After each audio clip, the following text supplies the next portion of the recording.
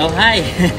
Magandang hapon at welcome to the Rooftop Tower Garden. I'm your host, Brother Peter Reyes.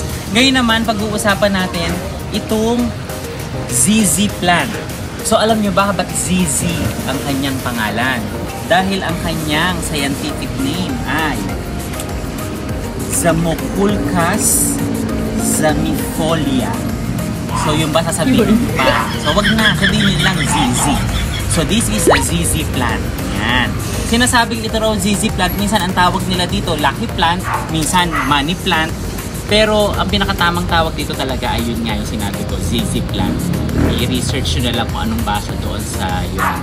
So, maituturo ko sa inyo kung paano siya i-propagate kasi maganda rin siyang i-display sa loob ng bahay at pwede rin siyang ipangregalo sa maliliit na paso. Madali lang, tuturo ko sa inyo.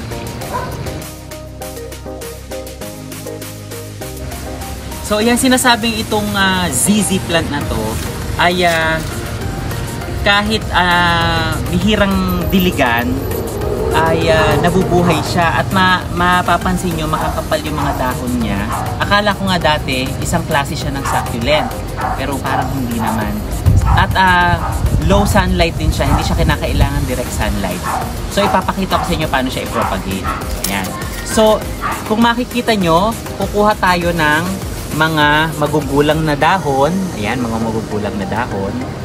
Pipitasin nyo lang siya or gugupitin para hindi masyadong masugatan yung halaman. Pwede kayong gumamit ng gunting. So kapag nakuha nyo na siya, yung mga dahon, ibababad nyo lang siya sa tubig. May ginawa na ako at papakita ko sa inyo. So ito, siyempre inaalagaan natin sila, no? Ayan. So ilalagay nyo lang siya sa mga maliliit na baso. Or kahit plastic ka, pwede rin naman. In this case, nilagay ko siya sa mga baso. So dito, tutubo na yung ugat niya. Ito, meron na. Oh, ganito. Madali lang siya, oh. Just make sure na papalitan nyo yung tubig every 2 days.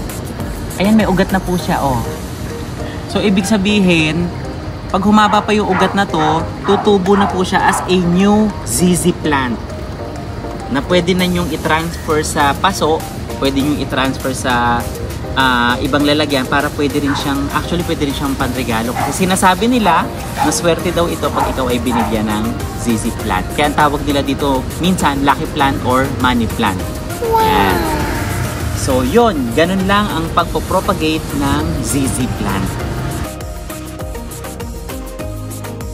So, kung meron kayong mga tanong, meron kayong mga comments, at meron kayong suggestions, just comment down below.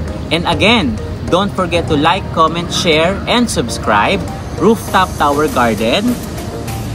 Your host, Brother Peter Reyes.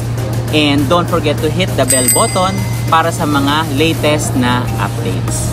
Hanggang sa muli! Bye!